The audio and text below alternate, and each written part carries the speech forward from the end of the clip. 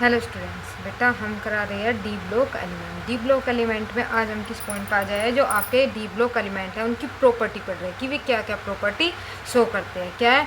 Formation of colour compound. जो D transition element होते हैं वे किस कलर के जो कंपाउंड्स आयंस होते हैं वे अलग अलग कलर के आयंस का फॉर्मेशन करते हैं। कि अगर हम उन्हें क्या करते हैं, वाटर में डिजोल्व करते हैं। देखो ये कलर दिखाए हुए कि वाटर में डिजोल्व होकर ये आयंस के फॉर्म में अलग अलग कलर देते हैं। तो ये अलग अलग कलर कैसे देते हैं, क्यों देते हैं, इनका रीजन पढ़ेंगे हम इसमें। देखो, when an electron from a lower energy d orbital is excited to a higher energy d orbital, the energy of excitation correspond to the frequency of light absorbed। ठीक है, इसके बारे में यूनिट में डिटेल में पढ़ेंगे। अब देखो बेटा इसमें क्या कह रहे हैं, जो आपके इलेक्ट्रॉन है किसका, डी ऑर्बिटल का। जो डी ऑर्बिटल का लोअर एनर्जी का जो इलेक्ट्रॉन होता है वो क्या करता है, अपने अंदर एनर्जी एब्जॉर्ब करता है। और एब्जॉर्ब करने के बाद क्या करता है, अपने अंदर जब ये एनर्जी एब्जॉर्ब कर लेगा, एब्जॉर्ब करने के बाद वो हायर एनर्जी ले लेगा। और हायर एनर्जी लेने के बाद वो क्या करेगा, एक्साइटेड होकर हायर एनर्जी में पहुंच जाएगा। और जब वो एनर्जी को क्या करता है, एब्जॉर्ब करता है और वापस आने के लिए रिलीज करता है, तो वही हमें क्या दिखती है, कलर की फॉर्म में दिखाई देती है। This frequency generally lie in the visible region. ये फ्रीक्वेंसी, ये लाइट कहाँ से, जो उसे लाइट जो एनर्जी मिली है किस रीजन से मिलते हैं बेटा, विजिबल रीजन से। वो क्या करता है, लाइट को एब्जॉर्ब करता है और एक्साइटेड फॉर्म में पहुंच जाता है। The colour observe correspond the complementary colour of the light absorb. कि जिस कलर को वह एब्जॉर्ब करता है वो उस कलर का ना दिखकर उसका जो कॉम्प्लीमेंट्री कलर होता है वो उसकी फॉर्म में दिखता है।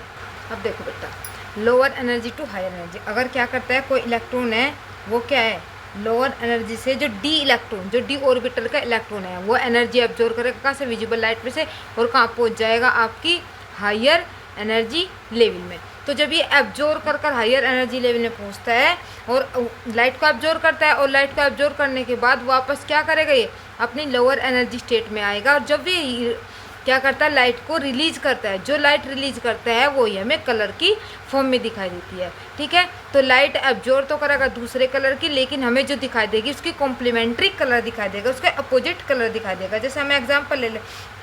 और ये होता क्यों है, क्योंकि जिसमें जितने ज़्यादा अनपेड इलेक्ट्रॉन होंगे, जो अनपेड इलेक्ट्रॉन होते हैं वे लोअर टू हायर, यहाँ से lower to higher energy level में क्या कर जाते हैं, जंप कर जाते हैं, जिसकी वजह से वो एनर्जी चाहिए उसके, तो विजिबल लाइट से अपने अंदर एनर्जी एब्जॉर्ब करने के बाद हायर में जाते हैं। और आपको पता है, मैं पहले बता चुकी, जिसकी हायर एनर्जी होती है बेटा वो क्या होता है, लेस स्टेबल होता है। तो वापस क्या होना चाहता है, सब स्टेबल। तो जितनी एनर्जी वो रिलीज कर एब्जॉर्ब करता है वो रिलीज कर कहाँ जाता है, अपने ही ऑर्बिटल में जाना चाहता है। चलो एग्जाम्पल लेकर देखते हैं। और ये होता है जिसमें जितने ज़्यादा अनपेयर्ड इलेक्ट्रॉन, ये जो कलर होता है वही कलरफुल होता है।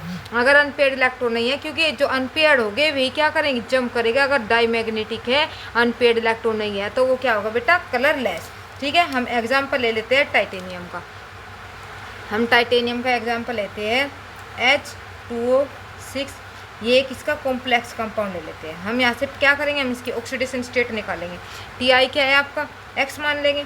H2 क्या होता है, न्यूट्रल होता है, इसलिए इसको क्या मान लेते हैं, ये लिगैंड होता है। और ये आपका मेटल। ठीक है, ये क्या होता है आपका मेटल, और जिससे क्या करता है, बॉन्डिंग करता है, ये होता है लिगैंड Ml। ठीक है बेटा, ये लिगैंड और ये मेटल। जे इसकी वैलेंस कितनी होती है, 0, और कितने 6, और यहाँ पर क्या है 3+। ठीक है, 0 हो जाएगा पूरा, तो क्या आ जाएगा, जो टाइटेनियम है वो किस ऑक्सीडेशन स्टेट में, +3 के। तो क्या इलेक्ट्रॉनिक कॉन्फिगरेशन होता है टाइटेनियम का बेटा, 22 होते हैं। 22 होते हैं तो क्या बन जाएगा, 3d2 4s2। तो कितने इलेक्ट्रॉन चले गए इसमें से, 3 से। अब हम किसका निकाल लेंगे, Ti3+ का। तो क्या निकल जाएगा, 3 निकल जाएगा, तो 3d1 रह जाएगा। अब हम इसकी एडिंग किस में कराएंगे, डी ऑर्बिटल में। ये आपका डी ऑर्बिटल है और ये हो जाएगा आपका 3d1 किसका, टाइटेनियम का। ये क्या होता है बेटा आपका, dxy dyz dzx dx² - y² और dz²। देखो बेटा, जब कोई भी मेटल किसी लिगैंड के साथ बॉन्डिंग का फॉर्मेशन करता है, ये इसे एनर्जी देता है। तो एनर्जी गेन करने के बाद ये स्प्लिट हो जाता है 2 पोर्शन में, एक लोअर एनर्जी और एक हाई एनर्जी में, ठीक है, एक लोअर एनर्जी में स्प्लिट हो जाता है और हायर एनर्जी में। जो लोअर एनर्जी वाले ऑर्बिटल होते हैं उन्हें क्या बोलते हैं, T2g।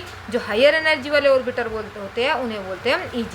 ये dx² - y² होता है, ये dz² होता है, और ये क्या होता है dxy dyz dzx। अब ये लोअर एनर्जी में सबसे पहले क्या करेगा, ये इलेक्ट्रॉन एंट्री करेगा किसमें, dxy। ये क्या होता है आपका dxy dyz और dzx, और ये dx² - y² और dz²। अब ये लोअर एनर्जी है, ये क्या है बेटा आपकी इसकी लोअर एनर्जी, और ये क्या होती है हायर एनर्जी, ठीक है। Lower energy to higher energy क्या करता है, जब ये इलेक्ट्रॉन इसके पास, ये और लिगैंड इसके पास आता है तो ये विजिबल लाइट में से एनर्जी एब्जॉर्ब कर कहाँ पहुँच जाता है, अपनी हायर एनर्जी लेकर। अब हायर एनर्जी में क्या होता है, जो इलेक्ट्रॉन होता है अनस्टेबल फॉर्म में होता है, और आपको बताया हुआ है पहले कि जो भी आपके इलेक्ट्रॉन हायर एनर्जी में होते हैं वे क्या होते हैं, सभी अनस्टेबल होते हैं। वे किस में होना चाहते हैं, वापस स्टेबल फॉर्म में। तो ये क्या करेगा, अपने अंदर जो एनर्जी इसने एब्जॉर्ब की थी वो क्या करेगा, रिलीज करेगा। रिलीज करने के बाद वापस अपनी ही ऑर्बिटल में एंट्री कर जाएगा, वापस आएगा। जो एनर्जी ने क्या किया, रिलीज की है, वही कलर हमें क्या होता है, दिखाई देता है।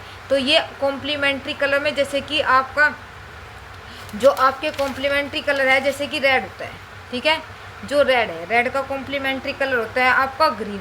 तो रेड लाइट उसने एब्जॉर्ब की और रिलीज किस फॉर्म में की है, ग्रीन फॉर्म में। तो जो हमें दिखाई देगा वो ग्रीन कलर का दिखाई होगा, ठीक है। तो जो ये कलरफुल कंपाउंड होते हैं नंबर ऑफ अनपेयर्ड इलेक्ट्रॉन की वजह से होता है, जो lower energy to higher energy में क्या कर जाते हैं, जंप कर जाते हैं, और वापस फिर जब ये वापस आते हैं तो लाइट को क्या करते हैं, विजिबल जो लाइट है उससे रिलीज करते हैं, और रिलीज करने के बाद वही हमें लाइट क्या होती है, विजिबल होती है, दिखाई देती है। तो जिस कलर को वे एब्जॉर्ब करते हैं इसका कॉम्प्लीमेंट्री कलर हमें दिखाई देता है। और जो बेटा यहाँ से यहाँ तक जो इसने जंप किया इसको बोलते हैं हम डी ट्रांजिशन, ठीक है।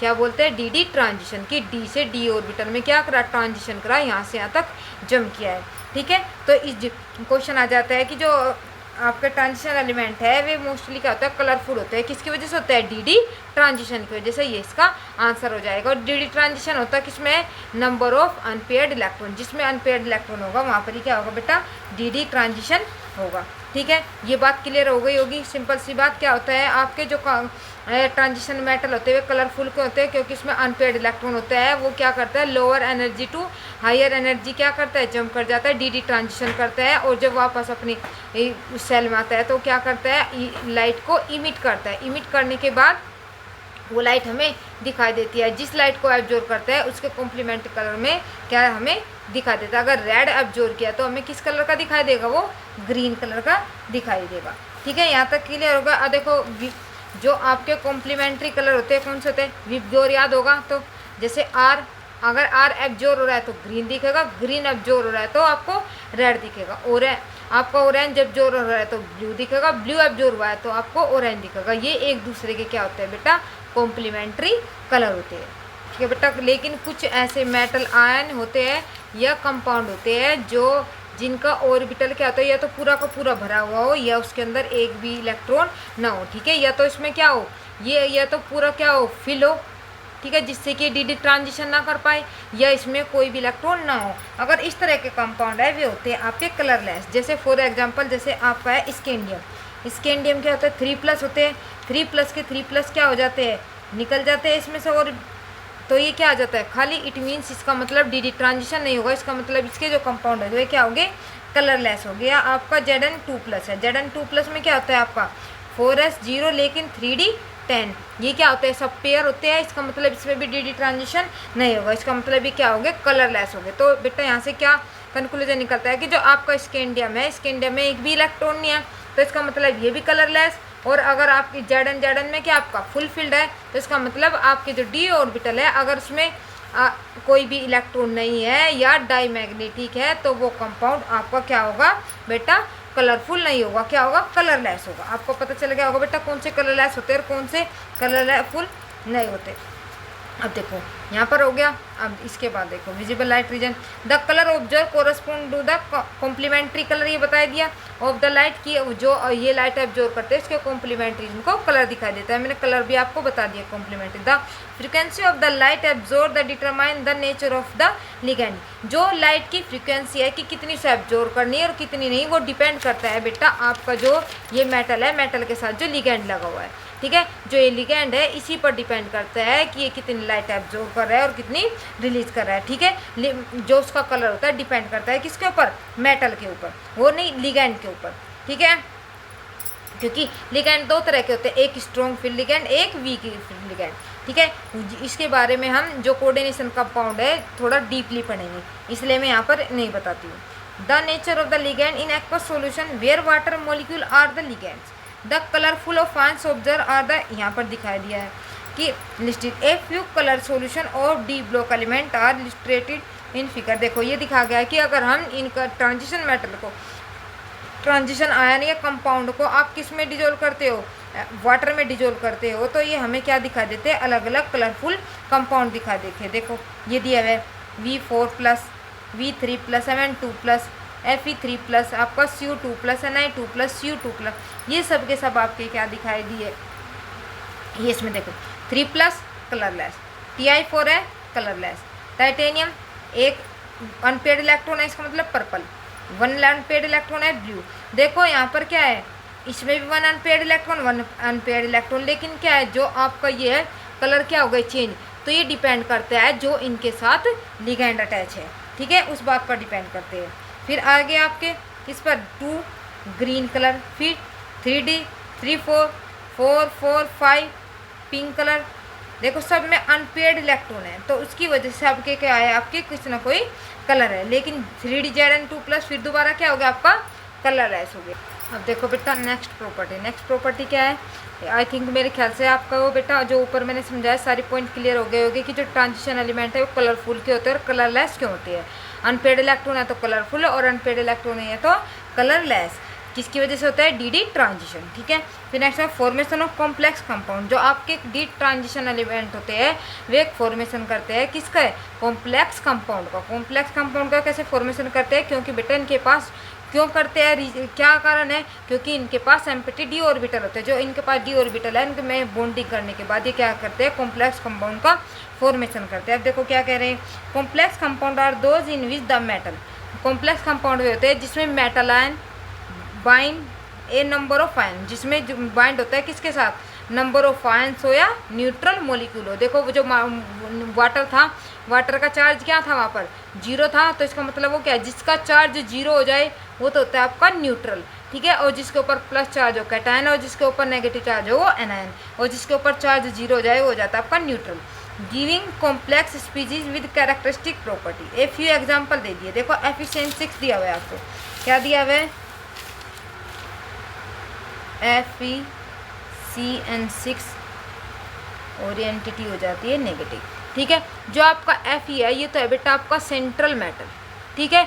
जो आपका ये है ये होता है लिगेंड्स, क्या होते हैं, ये क्या होते हैं, ये लिगेंड्स होते हैं, ये सेंट्रल मेटल होता है, और ये किसके अंदर होते हैं, एंटिटी के अंदर, ठीक है। आउटर स्फीयर भी बोल देते हैं हम इसको, कोऑर्डिनेशन स्फीयर भी बोल देते हैं और एंटिटी भी बोल देते हैं, ठीक है। जो ये ब्रैकेट होता है और ये सेंट्रल मेटल होता है और ये होता है लिगेंड। इसके ऊपर जो CN होता है इसके ऊपर नेगेटिव चार्ज होता है, कितना चार्ज होता है, नेगेटिव, ये अनायन होता है।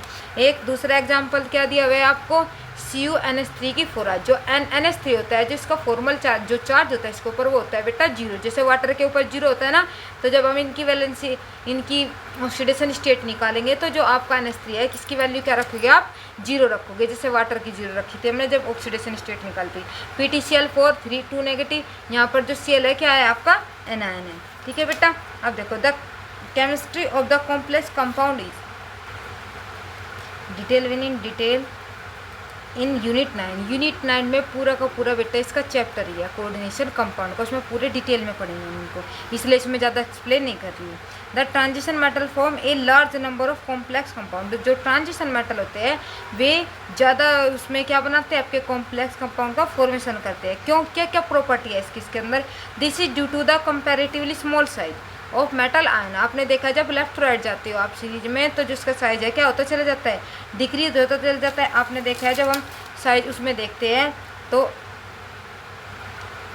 ऐसे जाता है ना, फीकोनी तक तो क्या रहता है सेम, और उससे पहले क्या होता जाता है, जैसे क्रोमियम टाइटेनियम डिक्रीज होता जाता है। तो डिक्रीज कुछ तो ये पहले से ही डिक्रीज होता है और कुछ किस में आ जाता है आपका आयनिक फॉर्म में, जैसे कि क्रोमियम है। क्रोमियम कुछ तो स्मॉल साइज है ही पहले से ही, और क्या कर दिया आपने 3 इलेक्ट्रॉन और निकाल दिए और स्मॉल साइज होगा तो क्या आ जाएगा, एक कारण तो क्या होगा कि जो आपके ट्रांजिशन एलिमेंट होता है उनका साइज क्या होता है, स्मॉल साइज होता है। फिर दूसरी प्रॉपर्टी क्या है, देयर हाई आयनिक चार्ज, इनके ऊपर क्या होता है आयनिक चार्ज। जैसे मैग्नीज है, मैग्नीज क्या होता है हायर ऑक्सीडेशन स्टेट में होता है, सो कितना +7, इनके ऊपर जो आयनिक चार्ज होता है वो भी क्या होता है हाई होता है। And the availability of D orbital for bond formation, इनके पास डी ऑर्बिटल भी होते हैं बॉन्ड फॉर्मेशन, मतलब कि जो लिगेंड है उसके साथ बॉन्ड का फॉर्मेशन करने के लिए। देखो बेटा जैसे एफिशिएंसी के हमने अभी पढ़ के आया, ठीक है, उसमें क्या होता है देखो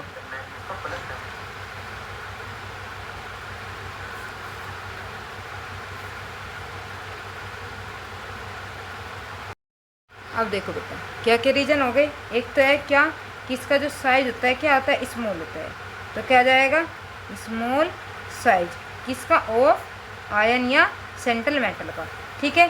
सेकंड क्या है बेटा इसके पास वैकेंट डी ऑर्बिटल। अब वैकेंट डी ऑर्बिटल का कहाँ यूज होता है, देखो जैसे कि आपका डी ऑर्बिटल है ये, ठीक है, ये इसमें इलेक्ट्रॉन फिल है। फिर 3D के साथ क्या आता है NS, मतलब S ऑर्बिटल आता है। फिर क्या आता है बेटा P ऑर्बिटल आता है, और फिर दोबारा बार जो आपका D होता है, फिर दोबारा D ऑर्बिटल। ये क्या हो जाएगा आपका NS NP, मतलब नंबर ऑफ जो आपके सेल होगी तो ND। और जो आपके जैसे कि सपोज करो आपका FeCN6 3+, ये हो गया आपका, ठीक। जो आपका ये होता है CN6, इसमें जो आपका Fe होता है, ठीक है, Cn क्या करता है इस Fe को इस जो Cn आपका क्या है लिगेंड है, लिगेंड क्या करता है मेटल को लोन पेयर क्या करता है डोनेट करता है।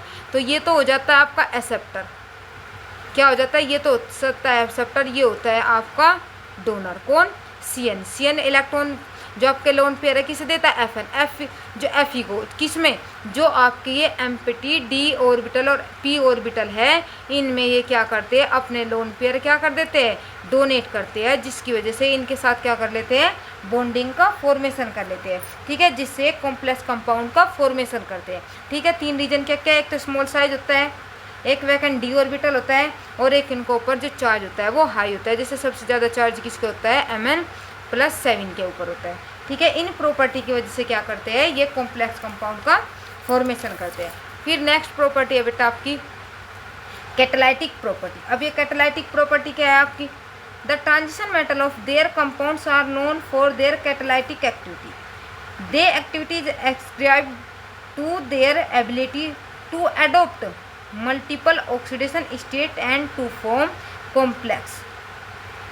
अब देखो बेटा इसने क्या कहा, इसने कहा है जो ट्रांजिशन मेटल है वो क्या है कैटालाइटिक प्रॉपर्टी के लिए जाने जाते हैं। कैटालाइटिक प्रॉपर्टी जो कैटलिस्ट होते हैं क्या आता है, सबसे पहले तो बात ये जो कैटलिस्ट होते हैं जो रिएक्शन है रिएक्टेंट से जब प्रोडक्ट चेंज होता है, जो रेट ऑफ रिएक्शन है मतलब कितनी स्पीड से रिएक्टेंट प्रोडक्ट में चेंज हो रहा है, तो जो स्पीड होती है उसको कैटलिस्ट क्या करते हैं इंक्रीज करते हैं। तो जो कैटलिस्ट होते हैं 2 तरह के होते हैं, एक स्वीट एक क्या होता है पॉइजनस। जो स्पीड को बढ़ाते हैं वे स्वीट होते हैं और जो उसे घटाते हैं पॉइजनस होते हैं, ठीक है। मोस्टली वैसे आपके इसमें क्या है बस स्वीट वाले कैटलिस्ट है कि जो रेट ऑफ रिएक्शन को क्या करते हैं इंक्रीज करते हैं। तो उसमें जो कैटलिस्ट का यूज किया जाता है आपके ट्रांजिशन एलिमेंट का यूज किया जाता है। क्यों किया जाता है, क्योंकि उनके पास एम्प्टी डी ऑर्बिटल होता है और जिससे कि उन्हें सरफेस एरिया क्या कराते हैं प्रोवाइड कराते हैं। इससे पहले बता देती हूँ इसके। तो क्या कहा इसने जो ट्रांजिशन एलिमेंट होते हैं वे क्या होते हैं आपके कैटालिटिक एक्टिविटी की वजह के लिए जाने जाते हैं। क्यों जाने जाते हैं, देखो क्योंकि इसमें जो ऑक्सीडेशन स्टेट होती है वो मल्टीपल होती है, मतलब कि +1 से +7 तक होती है। एक रीजन तो ये, और एक जो इनका डिफरेंस होता है सब में +1 +1 1 का डिफरेंस होता है। जैसे +1 +2 +3 +4 एकदम से थोड़ी है +7 से +5 तक होता है। कैसे होता है 1 से 2 3 4 5 ऐसे चलती है ना। तो एक रीजन ये है इसका, ठीक है।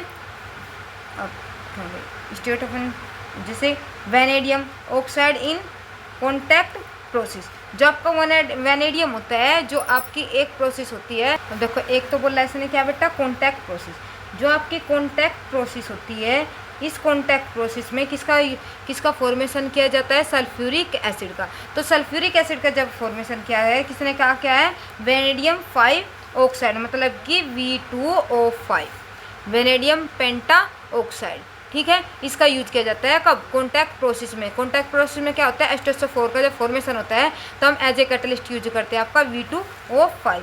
फिर क्या कहा है इसने, हैबर प्रोसेस। हैबर प्रोसेस में क्या करते हैं, जब 3H2 NH2 से मिलकर क्या बनती है, आपकी NH3 का फॉर्मेशन होता है, अमोनिया का फॉर्मेशन होता है। हैबर प्रोसेस में आपका किसका यूज किया जाता है, आयरन का यूज किया जाता है।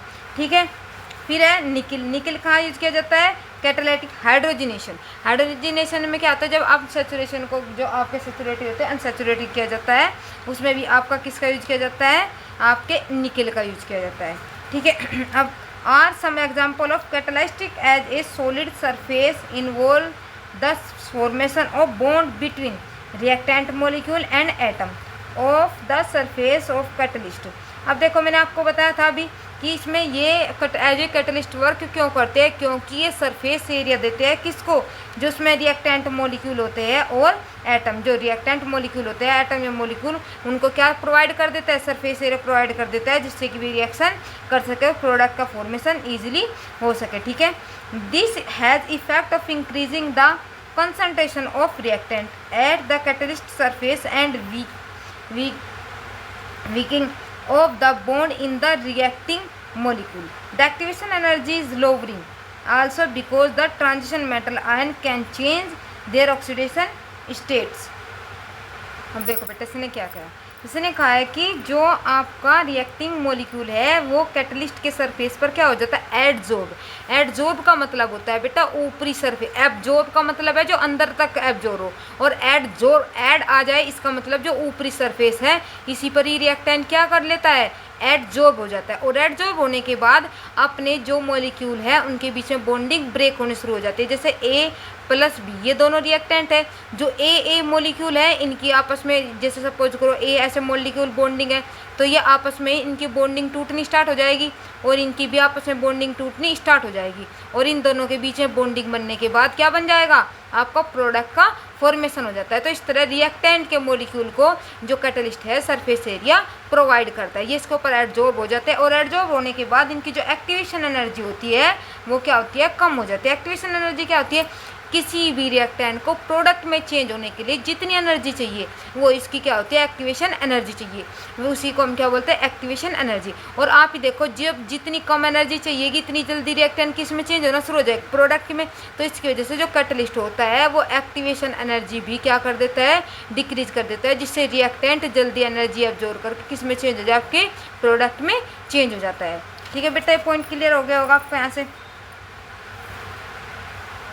वहाँ पर आ गए, they become more effective as a catalyst. For example जैसे आयरन है, catalyst reaction between the iodide and persulphate ion. अब देखो जो आयोडाइड है और पर सल्फेट आयन है, अब इनके बीच में रिएक्शन होता है। देखो बेटा जो ये रिएक्शन है, यहाँ पर देखो आयरन फर्स्ट, यहाँ पर आयरन थर्ड क्या कर रहा है, एज ए कैटलिस्ट वर्क कर रहा है। कैसे, देखो आपका जो आपके रिएक्शन किसके बीच में रिएक्शन होती है, आयोडीन और पर सल्फोनेट आयन के बीच में, आयोडीन और पर सल्फोनेट आयन के बीच में जब रिएक्शन होती है, अगर आप आयरन थर्ड का यूज करते हो तो आपकी आयोडीन और 2SO4 2 नेगेटिव बनता है, सल्फेट आयन बनता है। तो कैसे बनता है, कैटलिस्ट जो आपका कैटलिस्ट है Fe3+ जो आपका ये है, इसका वर्क क्या होता है, यहाँ पर जो आपका 3+ है ये पहले तो किसके साथ रिएक्शन करता है बेटा, आयोडीन के साथ रिएक्शन करेगा। आयोडीन के साथ रिएक्शन करने के बाद इसे किस में चेंज कर देगा, आपको आयोडीन, जो आपका आयोडाइड है इसे किस में चेंज कर देगा, आयोडीन में चेंज कर देगा। यहाँ पर -1 ऑक्सीडेशन स्टेट है, यहाँ पर क्या हो गया, 0 हो गई। फिर दोबारा की अपने आप ही, और अपने आप किसमें बदल जाएगा, Fe2+ में। फिर Fe2+ जो आपका H2O8 है, इसके साथ रिएक्शन करने के बाद इसे किस में बदल देगा, आपका 2SO4 2 नेगेटिव। और जैसा आपका ये जो कैटलिस्ट स्टार्टिंग में यूज हुआ था और बाद में ऐसा ही बाहर निकल जाएगा, क्योंकि कैटलिस्ट इसके अंदर इन्वॉल्व नहीं होते हैं। जैसे स्टार्टिंग में होता है ऐसे ही वे बाहर उसी फॉर्म में इतनी क्वांटिटी में बाहर निकल जाते हैं। तो यहाँ पर इसने इसकी एक्टिवेशन एनर्जी को क्या कर दिया, डाउन कर दिया, जिससे कि आपका जो रिएक्टेंट से प्रोडक्ट है वो इजीली चेंज हो जाए और कम एनर्जी में। तो दो बात पर डिपेंड करती है आपकी कैटालिटिक प्रॉपर्टी कि ट्रांजिशन एलिमेंट कैटालिटिक प्रॉपर्टी में क्यों यूज करते हैं, क्योंकि जो ये होते हैं ये मल्टीपल ऑक्सीडेशन स्टेट शो करते हैं। क्या करते हैं? Due to multiple oxidation state show, क्यों? जिसकी वजह से ये अलग अलग एनर्जी क्या करते हैं? एब्जॉर्ब करते हैं। फिर सेकंड होता है पाउडर फॉर्म। इनका यूज किस में भी कर सकते हैं? Powder form. पाउडर फॉर्म क्यों यूज करते हैं? क्योंकि जब ये पाउडर फॉर्म में रहता है तो ये सरफेस एरिया ज़्यादा क्या करेगा? प्रोवाइड करेगा, जिससे कि ये क्या करता है? उसकी जो आपका रिएक्टेंट है इसके सरफेस एरिया पर क्या हो जाता है? एड्जॉर्ब हो जाता है। और एड्जॉर्ब होकर क्या करता है? जो आपका रिएक्टेंट है, रिएक्टेंट के बीच में जो आप अट्रैक्शन है वो वीक हो जाता है, टूटने लगता है और प्रोडक्ट में चेंज होना स्टार्ट हो जाता है। ठीक है बेटा, दो प्रॉपर्टी कहते हैं, due to multiple oxidation state और पाउडर फॉर्म में। और पाउडर फॉर्म में क्या करता है? ये जो सरफेस एरिया है वो ज़्यादा प्रोवाइड करता है। नेक्स्ट है आपका फॉर्मेशन ऑफ इंटरशियल कंपाउंड्स। इंटरशियल कंपाउंड्स का ये क्या करते हैं? फॉर्मेशन करते हैं। अब देखो बेटा क्या होता है interstitial compound. Interstitial compound are those which are form when small atom like hydrogen, carbon, nitrogen trapped inside the crystal lattice of metal. जो आपके ट्रांजिशन एलिमेंट होते हैं इनके पास क्या होता है? डी ऑर्बिटल होता है। इनकी स्ट्रक्चर कैसी होती है? देखो बेटा, ये ऐसे आपके एटम है, किसके? मेटल के। ठीक है, और ये जो बीच में बेटा ये खाली जगह है, जगह जगह खाली जगह दिख रही है ना, ये होता है बेटा वॉइड्स। क्या होते हैं? वॉइड्स। जो आपके स्मॉल एटम होते हैं जैसे हाइड्रोजन, कार्बन और नाइट्रोजन, ये आकर इसके अंदर क्या हो जाते हैं? फंस जाते हैं। जैसे यहाँ पर हाइड्रोजन, यहाँ पर हाइड्रोजन, इनके अंदर क्या आ जाते हैं? फंस जाते हैं। न कि इनके साथ केमिकल रिएक्शन करते हैं, बॉन्डिंग करते हैं। ये इनके साथ बॉन्डिंग नहीं करते और नहीं केमिकल रिएक्शन करते हैं। सिर्फ जो ये वॉइड्स होते हैं इनमें आकर जो ये आपके स्मॉल अमाउंट्स एटम्स होते हैं वे क्या होते हैं? फंस जाते हैं। और देखो इसने क्या कहा है कि ट्रैप्ड हो जाते हैं। इनके लैटिस, क्रिस्टल लैटिस, ये क्या होते हैं? इनको क्या बोलते हैं? Crystal lattice. और इसमें क्या होते हैं? जो ट्रैप का मतलब इसमें क्या हो जाते हैं? फंस जाते हैं। तो जो ये वर्ड्स होते हैं, ये लैटिस होते हैं, ये पॉइंट, इन पर जो आपके कार्बन, हाइड्रोजन, नाइट्रोजन ये स्मॉल साइज होने की वजह से क्या हो जाते हैं? ट्रैप्ड हो जाते हैं। और ट्रैप होने की वजह से जो ये मेटल होते हैं इनकी प्रॉपर्टी को क्या करते हैं? इंक्रीज कर देते हैं। ठीक है बेटा, ये लाइन क्लियर हो गई होगी। They all usually non stoichiometric and are neither typical ionic and nor covalent bond. ये इसके साथ स्टिचोमेट्रिक का मतलब ये इसके साथ बेटा कोई फिक्स रेशियो में नहीं होते। ठीक है, ये क्या होता है? फिक्स रेशियो में नहीं होते। जैसे कि आपकी स्टिचोमेट्रिक किस तरह होता है? जैसे H2 होता है, इनका रेशियो होता है। ठीक है, रेशियो में लगे होते हैं, लेकिन जब ये इसके ऊपर ट्रैप्ड होते हैं इनका इसमें कोई भी रेशियो नहीं होता। ये फ्रैक्शनल भी हो सकते हैं और पॉइंट में भी हो सकते हैं, ये वोल नंबर में नहीं होते। ठीक है, और न ही ये क्या करते हैं इसके साथ न आयनिक बॉन्ड का फॉर्मेशन करते हैं, न ही कोवेलेंट बॉन्ड का फॉर्मेशन करते हैं। मैंने बेटा अभी बताया ये सिर्फ ओनली इसमें ट्रैप्ड होते हैं, न कि इसके साथ ये बॉन्डिंग करते हैं। ठीक है, फिर जैसे कि TiC, MnO4n, Fe3H, VH 0.5। अगर आप यहाँ पर इनके ऑक्सीडेशन स्टेट निकालते हैं, इनकी वैल्यू निकालते हैं, यहाँ पर ये क्या आते हैं? फ्रैक्शन में आते हैं। और कभी भी ऑक्सीडेशन स्टेट क्या नहीं होती? फ्रैक्शन में नहीं होती है। तो इसका मतलब ये क्या करते हैं? नॉन स्टिचोमेट्रिक शो करते हैं। ठीक है, the formula of quartet do not of course correspond to any normal oxidation state of the metal because the nature of their composition. These compounds of are referred to as interstitial compounds. ठीक है बेटा, अब देखो बेटा समझो क्या कह रहे हैं। जैसे TiC, Mn4n ये कह रहे हैं कि जो आपका TiC है वो अपने नॉर्मल ऑक्सीडेशन स्टेट शो नहीं करेगा। क्या कहा है कि normal to any normal oxidation state of metal note क्यों नहीं करते? क्योंकि देखो जैसे Fe3H है, आप Fe3H को ही ले लो बेटा। जैसे Fe3H हो गया, ठीक है, आप X के इसकी Fe का अगर ऑक्सीडेशन स्टेट निकालते हैं, ये X हो गया, ये कितना होता है? कितना है? Fe3, तो 3X हो गया, प्लस H का क्या होता है? +1, तो इक्वल 0। ये इधर जाएगा तो क्या हो जाएगा? माइनस का, तो X इक्वल टू -K1, ये 3 में।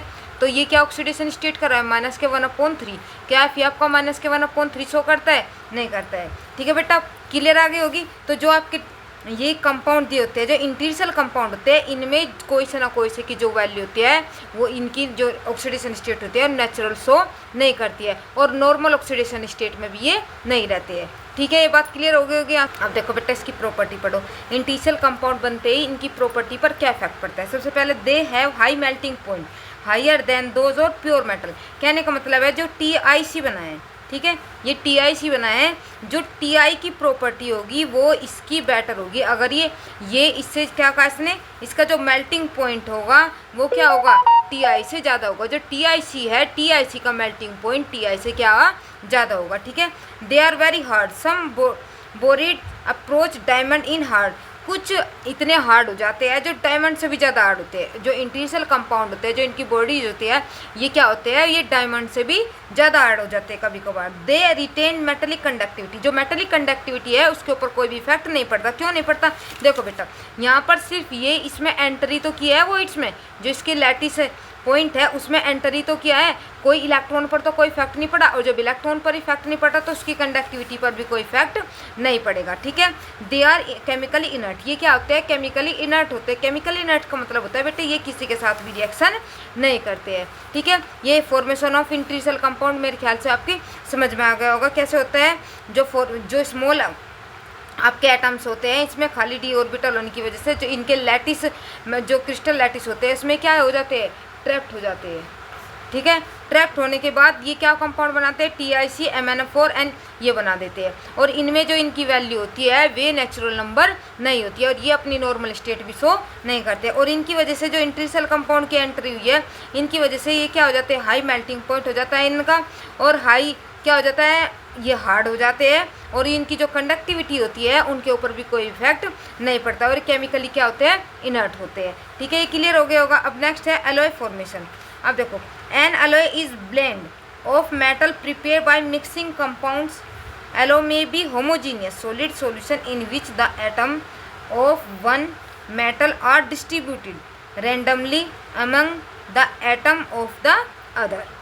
इसमें इसने क्या कहा, इसने कहा है कि अगर आप जो ट्रांजिशन एलिमेंट है इनको क्या कर देते हैं, मिक्स कर देते हैं, क्या करते हैं, आपस में मिक्स कर देते हैं, और उनका होमोजीनियस मिक्सचर सॉल्यूशन तैयार करते हैं। वे आपस में क्या रहते हैं, रेंडमली क्या हो जाता है, डिस्ट्रीब्यूट हो जाते हैं। जैसे कि सपोज करो आपका क्या है, Zn है, ठीक है, Zn है, और कॉपर के साथ क्या कर देते हैं, आप मिक्स कर देते हो, बॉन्डेड नहीं, मिक्स कर देते हो। यहाँ पर copper Zn copper Zn copper ऐसे मिक्स हो जाएगा। जो ऐसे मिक्स होकर ब्लेंड होकर जो कंपाउंड का फॉर्मेशन करते हैं वे ही आपकी एलॉय कहलाते हैं, ठीक है बेटा। जब ट्रांजिशन मेटल को या ट्रांजिशन या किसी नॉन मेटल को, मेटल को या किसी मेटल नॉन मेटल को आपस में रैंडमली मिक्सअप कर देते हैं, डिस्ट्रीब्यूट कर देते हैं, उन्हें हम क्या बोलते हैं, एलॉय बोलते हैं, ठीक है। क्लियर हो गई होगी ये लाइन। फिर कह रहे such alloy are form atom will metallic radii are the within about 15% of each other.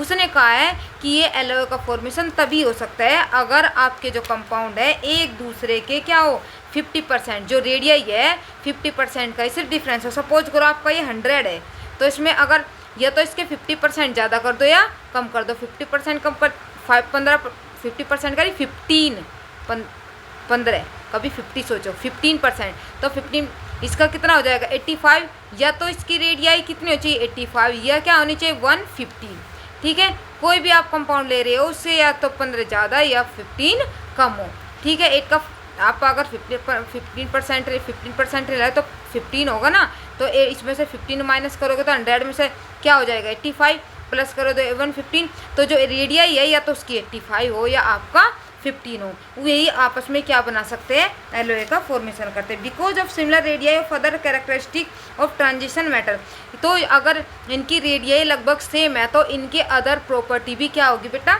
Same होगी। Are usually form these metal the alloy so form hard and have often high melting point. जो इन transition metal में आप metal या non metal मिलाकर क्या बना रहे हो, एलॉय बना रहे हो, तो वे पहले वालों से हार्ड हो गए और क्या हो गए, हाई मेल्टिंग पॉइंट होगा, तो उसकी प्रॉपर्टी इंक्रीज हो जाएगी। The best known are ferrous alloy. जो फेरस किसके साथ मिलाकर बनाए, क्रोमियम के साथ फेरस मिलाए, वेनेडियम या टंगस्टन या मोलिब्डेनम या मैग्नीज के साथ अगर हम फेरस मिलाकर बनाते हैं तो जो वैरायटी बनाते हैं वो बहुत अच्छी होती है। जैसे कि स्टील, आपके फेरस में अगर ये मिलाकर बनाते हैं तो स्टील का फॉर्मेशन करते हैं, स्टेनलेस स्टील बोलते हैं, ठीक है। ये इसकी प्रॉपर्टी को क्या कर देती है, और ज़्यादा इंक्रीज करती है। आप फेरस में अगर इन्हें बनाते हो मिलाकर तो क्या बन जाते हैं, स्टील बन जाता है, स्टेनलेस स्टील बन जाता है। तो इनकी प्रॉपर्टी अदर आयरन से क्या होती है, बेस्ट होती है, अच्छी होती है। तो alloy the formation metal of non transition metal अगर आप उसमें नॉन ट्रांजिशन मेटल बना मिला देते हैं तो भी आपके क्या बनते हैं, एलॉय का फॉर्मेशन होता है। जैसे कि कुछ एग्जांपल देते हैं, जो ब्रास है बेटा, इनके ये जो है ना मिक्सचर, ये याद रखना है, बहुत बार क्वेश्चन पूछे होते हैं कि ब्रास होता है कि कौन कौन से मेटल से मिलकर बना होता है, ब्रोंज कौन कौन से मेटल से मिलकर बना होता है, ठीक है, पता होना चाहिए। तो ब्रास में कौन होता है आपका, कॉपर और जिंक। ब्रोंज में कौन होता है बेटा, कॉपर और tin. Are also of considerable and industrial importance, क्योंकि ये इंडस्ट्री में बहुत ज़्यादा इनका क्या होता है, यूज किया जाता है। ठीक है बेटा, ये इसके हो गए आपके डी ब्लॉक जो ट्रांजिशन मेटल है उनकी प्रॉपर्टी। ठीक है, मेरे ख्याल से आपको बेटा अच्छे से समझ में आ गई होगी इसकी प्रॉपर्टी। अगर बेटा आपको वीडियो अच्छी लगती है, लाइक शेयर सब्सक्राइब प्लीज़ ज़रूर किया करो। थैंक यू बच्चों।